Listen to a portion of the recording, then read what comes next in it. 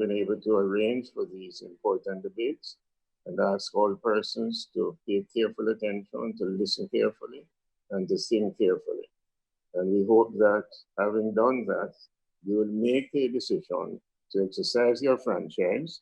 As Cafe says, make your mark, be counted. And so we encourage all to participate in this great endeavor by listening and carefully weighing the arguments that you will hear. Thank you very much. Lloyd Barnett, and the JDC not only thanks you for your support, but applauds you and CAFE for the very many years of election observation work that you have done in Jamaica. Ladies and gentlemen, the JDC is humbled by these powerful endorsements and continues to invite support from other groups and organizations.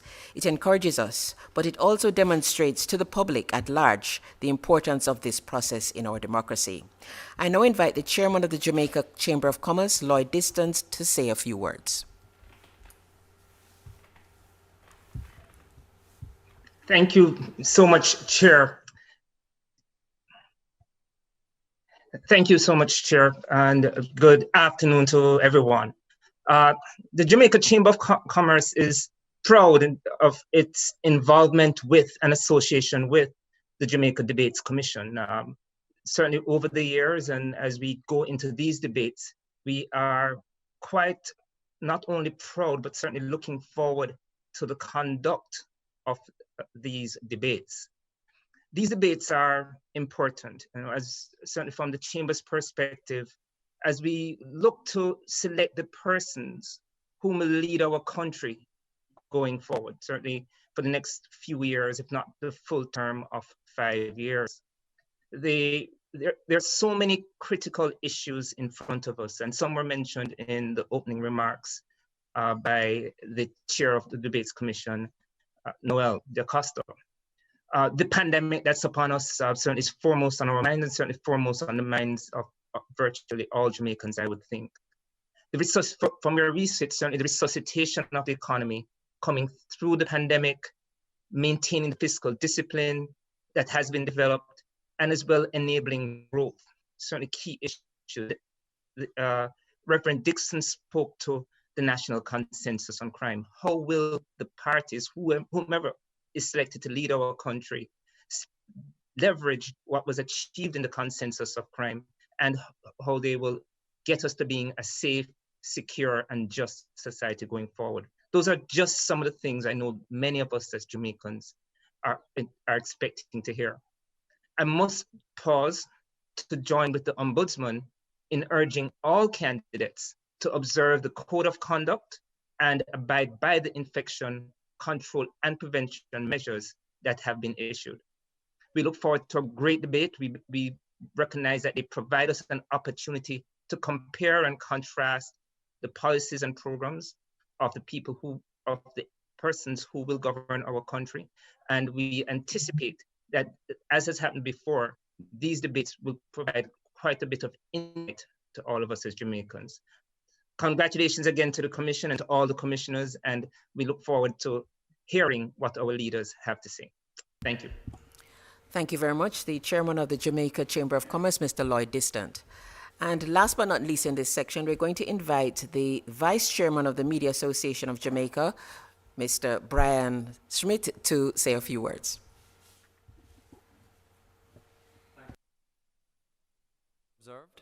On behalf of Chairman Christopher Barnes of the Media Association Jamaica, I'd like to say that the Media Association Jamaica is extremely proud to be a part of the Jamaica Debates Commission, as what is done at the Commission lines up perfectly with what media is about.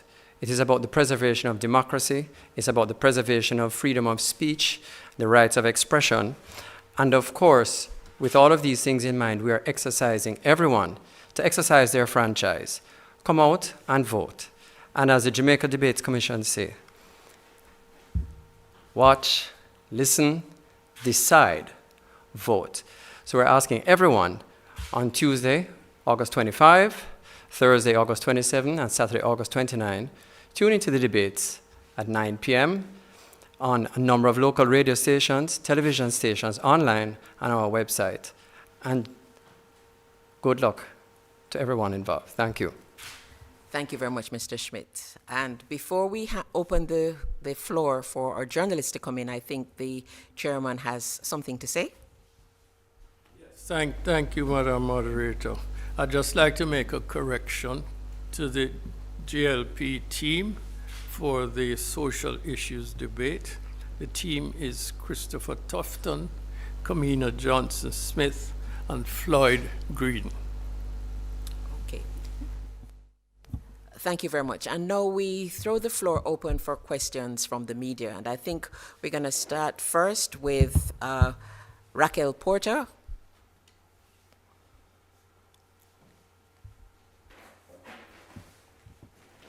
Ms. Porter, are you there? Okay, let's go over to Mr. Michael Sharp from JNN. And say good afternoon to all parties concerned.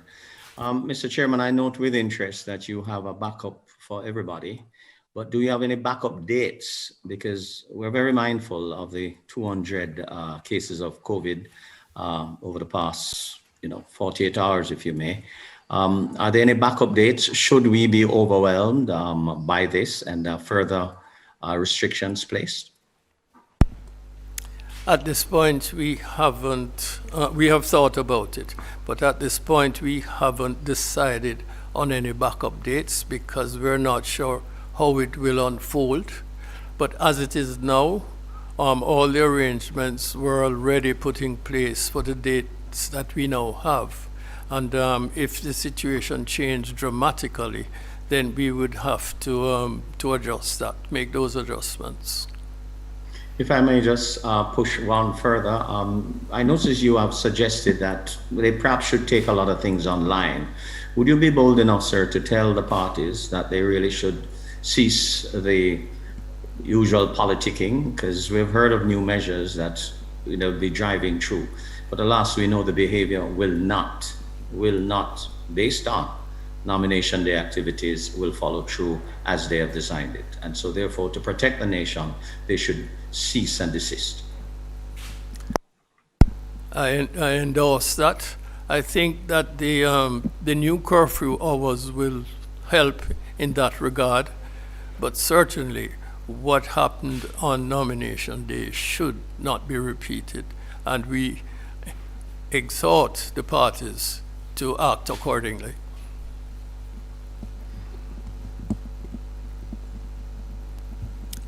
Thank you very much, Michael Sharp from JNN. And now we'd like to welcome Charlene.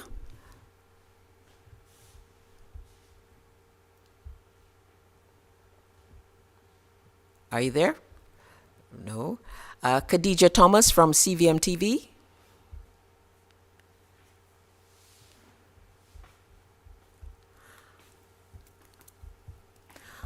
All right, while we are waiting for our other journalists to come online, we're going to invite our Vice President of the MAJ, Mr. Brian Schmidt, to probably talk a little bit about the advertising and the media and public outreach that has been planned and is actually on board now. Okay, thank you very much. The promotions as they exist now are multi-platform, so we are promoting in social media via YouTube, Facebook, WhatsApp. We're also promoting via traditional media, so therefore in radio, television, and print. And in fact, we're going to invite everyone to look out for our supplement, which is coming out on Monday in all major newspapers.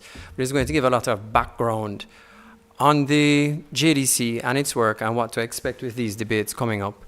And also for even more information, you can go to our website, JamaicaDebatesCommission.org, which is actually very, very comprehensive. And we have made it a point to go beyond what a normal debate site would do. So you will see, for instance, we have legislation that explains what it takes, what are the criteria for a political party to participate in elections, not just participate in debates, for instance. So there's quite a bit going on there. It is very interesting that over the years how promotions have changed. And one of the things that's very important to the Commission is trying to stay current. So you're going to see us promoting in many different ways, and we must thank as well those celebrities and influencers who have put out messages on our behalf because they believe in the cause of what we do. And we are really, really sincerely thank them for that kind of work. And it is also interesting how things have changed in terms of how we're going to produce the debates themselves, because the debates are changing in a way that we're allowing the public to be more involved in getting their issues live during the debates. Previously, in the 2016 local government elections, correct me if I'm wrong, Chairman, that was the first time that we had public questions. Yes.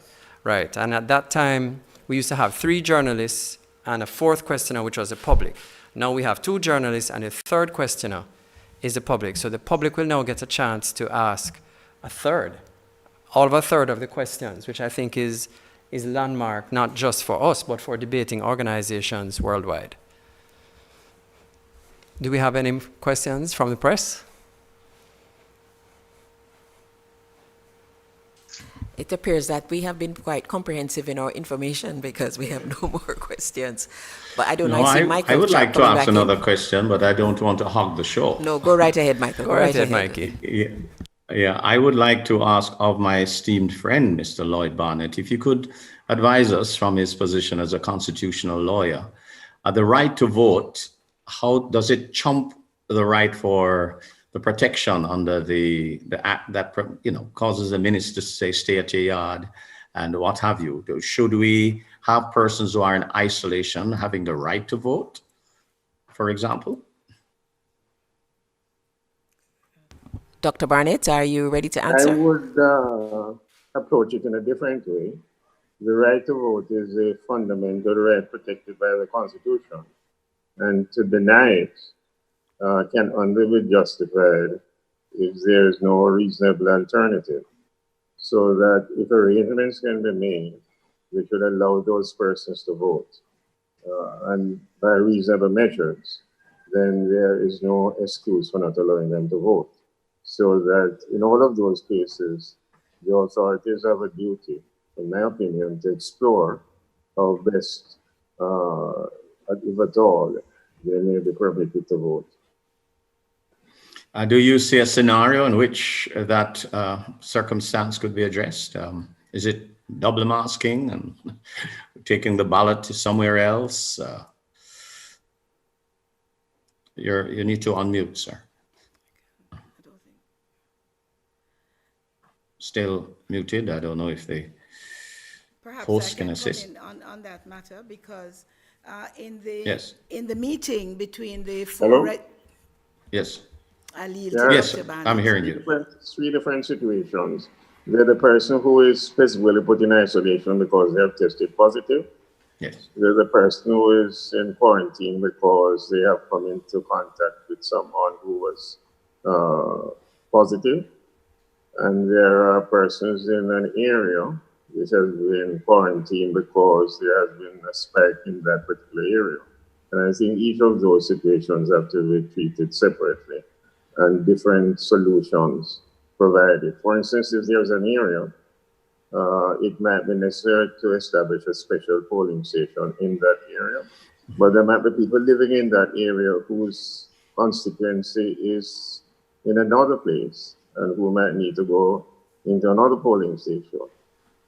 There is nothing impossible about persons voting at a place which is not within the same constituency, just as happens with the military and the police. Whether there is enough time to make arrangements like that will be obviously a challenge. So that what is practical is also important as what is feasible from a purely legal, theoretic point of view. Yes, and if I could throw one to the ombudsman as well.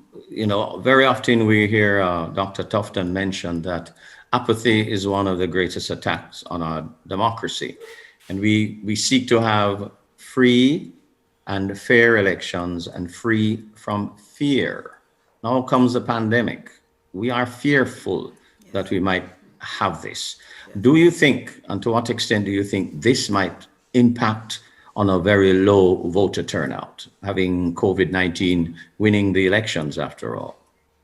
Thank you very much for that question. I think that's the voter turnout is always a concern, and we have heard the parties talk about their work for turnout for these elections. In the meeting of the 4 registered parties, out of which the political ombudsman's guidelines for campaign 2020, it was developed and it's emerged from that.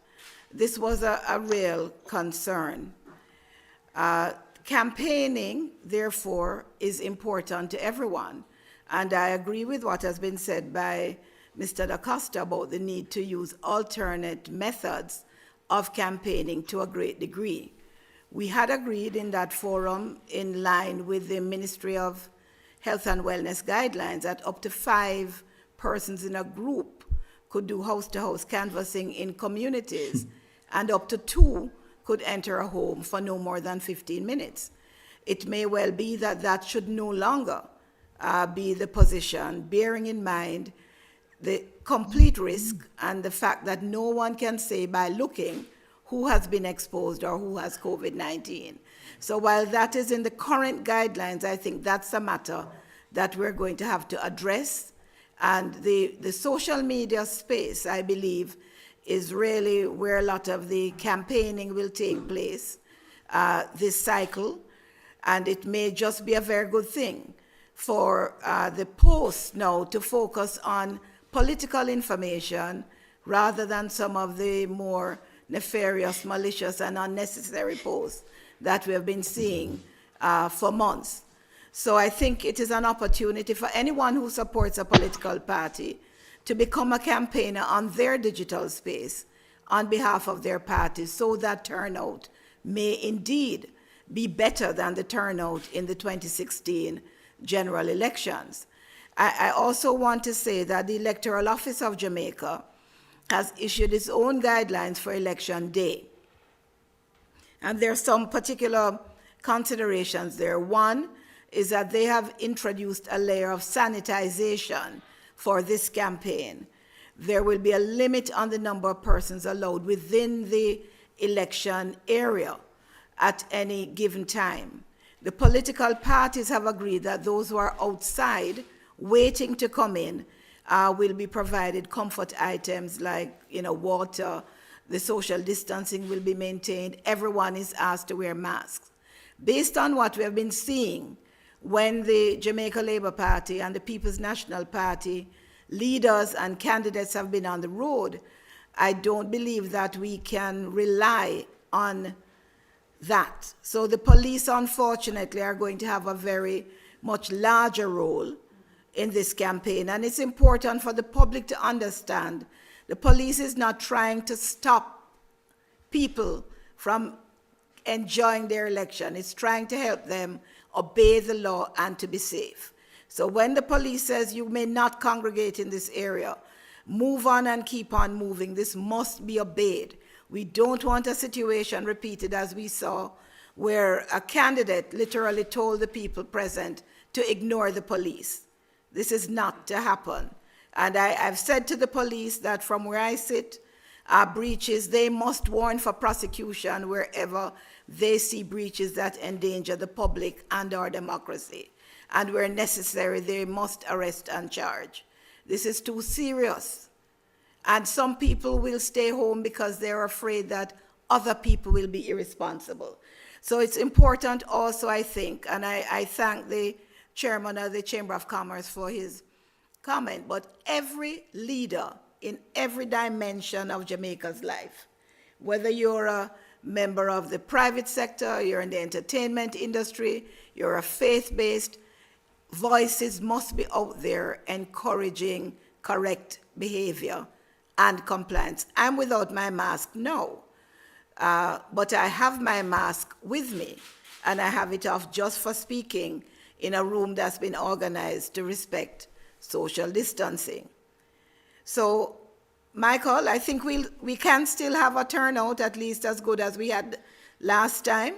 I think Jamaica needs a bigger turnout than that, but that's only going to happen if now and all the days until election and on election day, we are focused on what the rules are and what safety is. Take your medication before you leave home. Eat a meal before you leave home. Take a snack, water, and a drink in your bag with you. Take your umbrella. Wear shoes that you can stand up in for an extended period and where if it rains, you're okay in those shoes. If you have a folding chair, bring your folding chair or stool. This is a different kind of election day. And so everyone needs to plan and organize for themselves so that it can be safe. It's too important. We can't let it be COVID. Mr. DaCosta, sir, we have seen these debates over the years. Have they made a difference? We have the evidence to prove that it does. Okay. We have done polls after the elections, and we have found, we have done these polls since 2007, and we have found that the statistics are remarkably similar. And some of the statistics are as follows. Upwards of 67% of the persons polled said that watching the debates helped them to decide.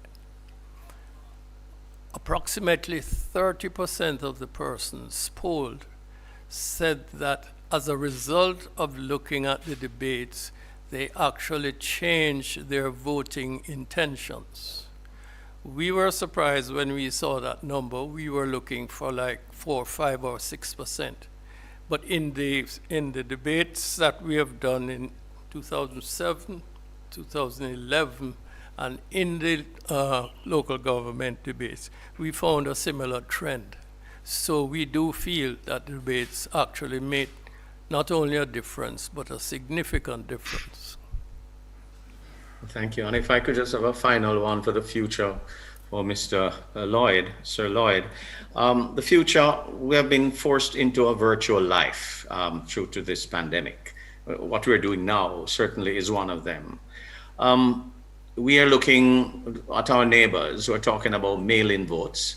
And even that in itself might create a challenge sometimes. About virtually voting online, do you see that ever being a part of the machination of our electoral process?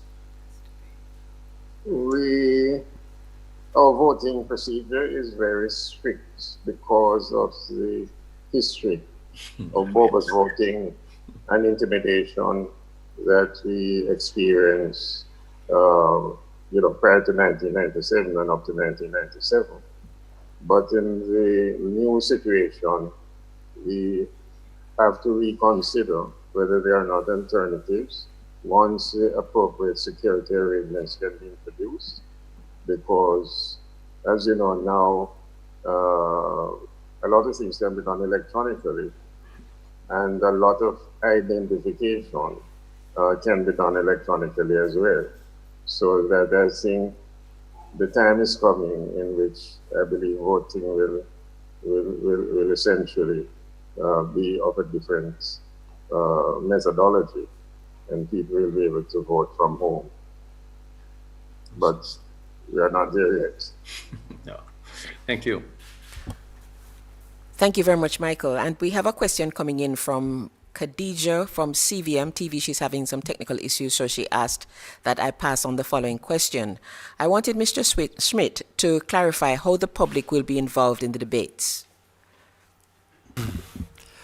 Okay, thank you. The debates, how the public will become involved is via social media, where they can just send in their questions to us at Jamaica Debates on all the social media platforms. That's nice and easy and straightforward.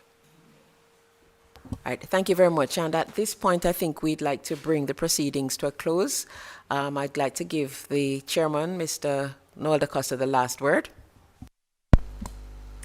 I'd just like to endorse everything that the political ombudsman said, not only in terms of behavior going into the elections, but generally as to how we treat and respect the pandemic that is upon us.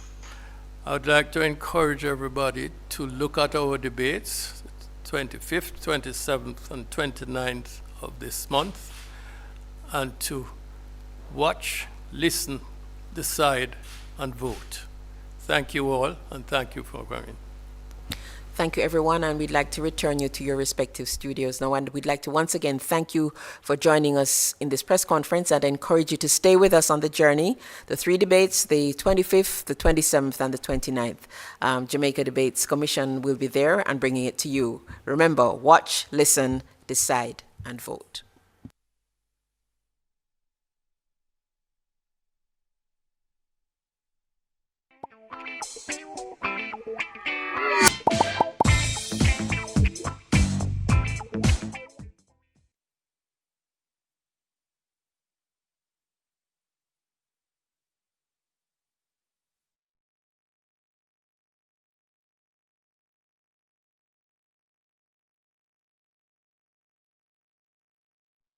Nah, click on your link for my liquor brother pre that slot bro, we no need that.